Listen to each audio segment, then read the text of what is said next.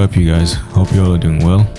So this is another weekly review for week 11 and week 12. Last week I was not able to do any video for some issues that I had, but I'm going to combine both those 2 weeks into this one video. So I'll be moving a little bit faster this week because I don't want the video to be too long.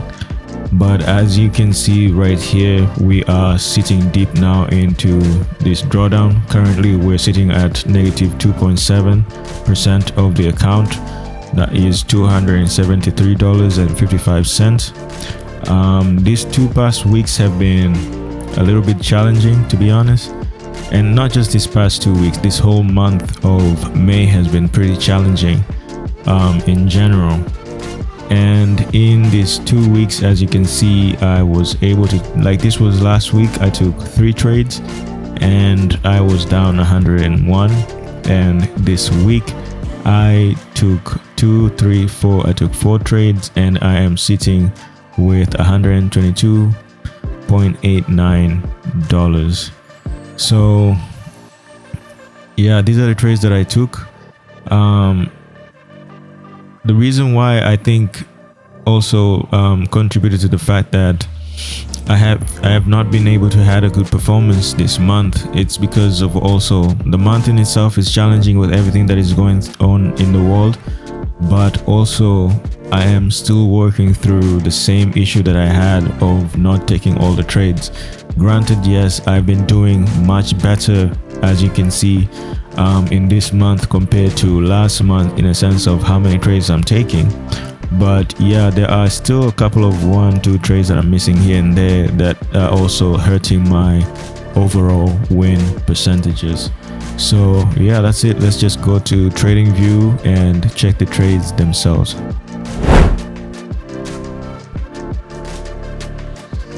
Now, starting with Monday of last week, which was May 11th, from Monday, Tuesday to Friday,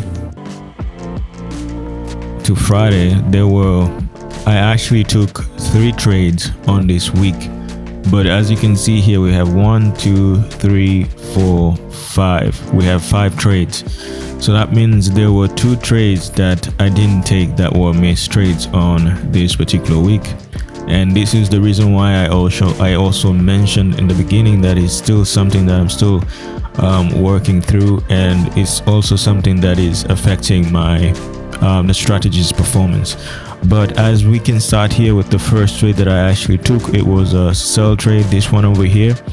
And the reason why I took this trade was because I saw this push to the upside during London session that broke that break of structure over there, and then we had this move down that was a market structure shift for me that also had that imbalance that gave this order block its validity for me to take shorts from here.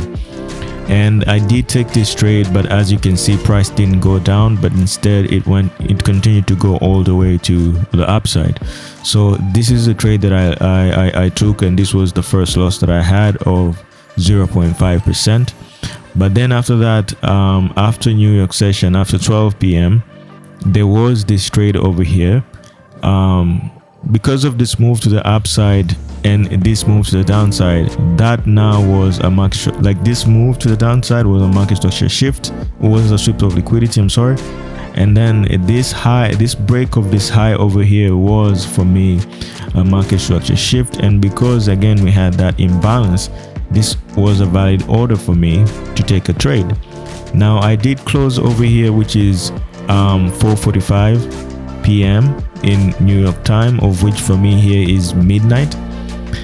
And the reason why I usually like to do that is because, number one, I've noticed spreads are usually too wide, and I did take a trade one time and I was stopped out simply because the spread was just too wide, and also the commission, it's just too expensive, I feel like. So that's why I tend to close my trades at 4:45 p.m. before reaching midnight where I am. So this would have been a small trade nonetheless, with 0.7 of which that is 0.35%. That would have helped me to recover a little bit of what I lost over here, but I didn't take this trade. It was a missed trade. Now another trade that I took was a trade on Tuesday. This was a trade that I actually took. It was a sell. As you can see here, this push to the upside and failure to close above it, and then reversal to the downside. For me, this was a sweep of liquidity, and this break to the downside was a market structure shift. And because again we had this imbalance, this order block was valid for me to take this trade, and I did take this trade. But as you can see, price just went down, retraced a little bit to the upside, made this new high low, and then pushed to the downside. So my stop loss was above this level over there, but once we hit over there, price started to push to the upside, and it actually took me out with partial profit. So this was a small profitable trade. Yeah, but that was the trade that I took. But then after that, there was this trade that I missed again, and as you can see, it was after New York open, New York morning session, I'm sorry. This push to the upside that actually took me out, that was a market structure shift for me, and this push to the downside, that was a sweep of liquidity. Now again, because there is an imbalance down here, especially right there, it meant that this was a valid order block for me to take buys to the upside. And if I would have taken this trade, again, I would have been supposed to close it at 4:45 p.m. again, because of the same reasons that I explained above. Yes, this would have been a small profit, but again, that was a 0.3. If you divide that by half, that would have been a 1.5. which meant that a combination of this small trade, that small trade, and that small trade, I would have already recovered what I lost over here. So that is the reason why I'm saying, like, yes, the market is not in its good condition in the way that I'm trading. It's a very tough year currently, but still, me not taking all the trades that I'm supposed to take, it's not doing I'm not helping the situation, but I'm actually making it even worse. So that was Tuesday, and the last trade for this week was actually on Wednesday, and I took this trade. This was a continuation trade for me.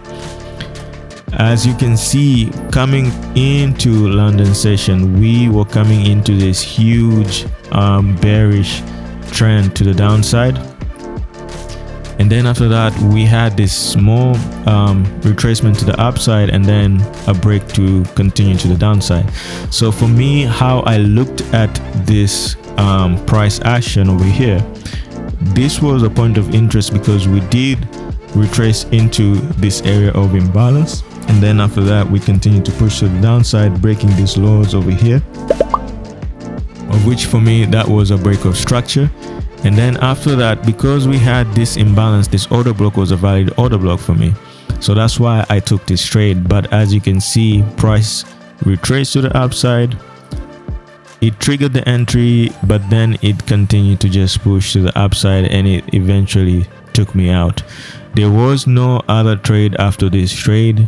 Even on Thursday, there was nothing for me last week. And then, yeah, Friday is Friday. So we'll just move to this current week. Now, in this current week, the actual trades that I took, the trades that were available for me on this week, I had 4 trades, right? I had 4 trades. 2 trades I took on Monday. 2 trades I took on Monday. 1 trade I took on Tuesday. And on Thursday there were 2 trades, but I didn't take 2 trades on Thursday. I only took 1 trade. So this week I took 3 trades and I missed 1 trade again. So let's start on Monday this week. Monday was a very hard day for me because I took back-to-back 0.5 losses. So essentially on that day I closed with 1% drawdown in just this one single day. As you can see, after closing this London session, we had this push to the upside that left this imbalance that made me think that this order block was valid. So that's why I did put my buys over here, thinking that price will continue to push to the upside, but that didn't happen. Instead, the market triggered me in and continued to push all the way down, stopped me out, and then once I was stopped out, started to retrace to the upside again. Now when I was over here, I thought that the market will continue to push to the downside, because again, this level now changes to market structure. It changes to a sweep of liquidity, and this lows over here changes to market structure shift, and this imbalance here makes this order block valid. So I took another sell over here, but as you can see, the market just continued to push to the upside and faked me out, and that was a 1% loss. Now in the way that I'm trading, you do get stuff like this.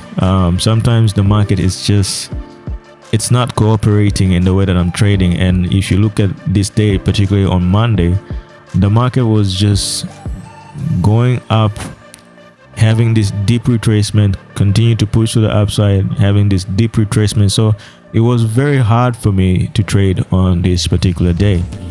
But yeah, in terms of success, I was successful because I took all the trades that I was supposed to take on this particular day.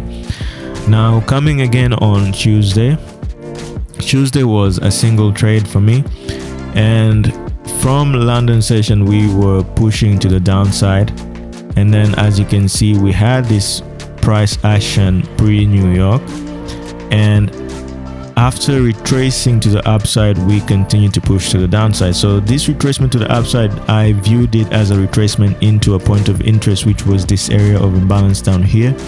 So this break to the downside was a break of structure, and simply again, because we had this imbalance, it made this order block valid for me to put my trades to see if price will continue to push to the downside. But as you can see, price did push to the downside, and then it started retracing to the upside, and then it started ranging here going towards midnight for me, and I had to close it again at 4:45, and this trade I closed it at a small profit of 0.5, so that was 0.25% gained. And yeah, that was Tuesday. And then another trade that I took was Thursday, and Thursday actually produced two trades. I took only one, and the one trade that I took was actually a loss, and I took it during pre-New York session. As you can see, when London opened, we had this bearish candle pushing to the downside, and it rejected on this level over here, of which for me that was a point of interest. And then after that, we had this strong push to the upside, leaving this area of imbalance that made this order block valid for me. So I did put my buy orders on that level, and as you can see, market retraced to the downside, triggered me in, pushed slightly to the upside, and then the momentum shifted and started to push to the downside. Now at this point, because I already took 1% loss on Monday, and Tuesday I took a trade, it was a small win. Coming into New York session, I was already wary of taking any trades, because if I would have taken another trade, that means I would have been in now like 3% in drawdown. So I did see this trade, but I ignored it, and it was a painful lesson again, because on this trade, when price pushed all the way to the downside and actually took this lows over here, there was an imbalance over there that made that order block valid, and price simply retraced to that order block, and it started pushing all the way to the downside and closed in full TP. So this would have been a 1.5 full TP for me, which is very rare, especially on this month for me. So yeah, that is my performance for the last 2 weeks on all the trades that I took. 3 trades missed overall, of which I think for me that is an improvement, because if you look at the month of April, I missed more trades than the trades that I took.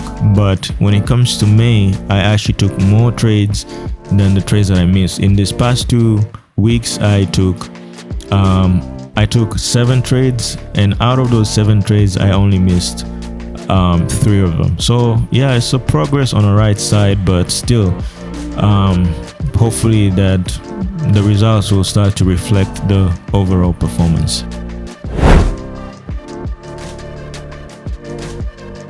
So closing in on this week's review, I think the main key takeaway that I'm leaving with this week and going into next week is still pretty much the same.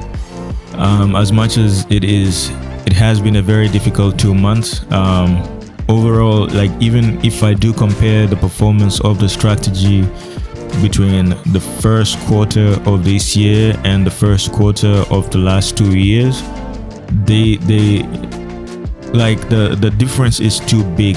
That means whatever is going on right now is affecting the strategy and the market overall in a way that it has not been the same like at all in the last 2 years. But nonetheless, there are also issues that I need to work through myself. I think taking this challenge for me, especially in this time, has really opened up my eyes into one of the biggest issue I think most traders are not focused on. As traders, we do focus on strategy. Like, for us, the strategy is everything. We spend a lot of time learning about new strategies. We spend a lot of time developing new strategies. We spend a lot of time trying to tweak, modify, and improve the overall edge of that particular strategy. But what we truly don't work through, and this is what I am seeing, is after even you have that strategy that works, now you start to realize that there's another side that you didn't work through, and that is your psychology, because you've been too busy working on your strategy, back testing, forward testing. You haven't truly worked on your psychology and how it can actually hurt your strategy performance. For example, on my end, even though yes, I do have a strategy, even though yes, the overall strategy performance is positive, I'm struggling to have or to see that positive performance of my strategy, simply because my psychological weaknesses are popping up and they are affecting the strategy performance. For example, not taking trades when the trades are there. That is one of my biggest issues that I'm struggling with, and you can't pin that on the strategy. I can't pin that on the strategy, and that is, I think, it's a good thing, because it shows me that I spent 2 years developing the strategy, learning the strategy, tweaking the strategy, and putting it in a place where it does have an edge. But when I did all that, I wasn't working on my psychology, because I was not putting myself in a position where now I have to open the trades and there's all this pressure of performance, getting the results day in, day out. But now, as I am taking this strategy, as I'm taking this challenge, I am faced with the reality of trading, that there are risks involved, that you will lose, and when you lose, you do lose money. And also above that is the fact that I'm putting this challenge on video and uploading it on YouTube, also posting my results on Instagram. So that also is at the back of my head. So every single time when I'm sitting and I'm looking at the market, sometimes I'm seeing these trades, and because I've already taken losses, I'm not taking new trades simply because I'm afraid I will be in a bigger drawdown. So I am excited and happy that I'm taking this challenge, because it's opening my eyes to see that there is more to trading than just finding the right strategy. And this is what I am gonna continue to work through and improve on, and hopefully sooner than later I'll start seeing these results in reflecting on my P&L. But as of now, Like always, process over emotions every time. I wish you guys the best of week coming on I wish you guys best of luck on this coming next week. And yeah, until then, take care.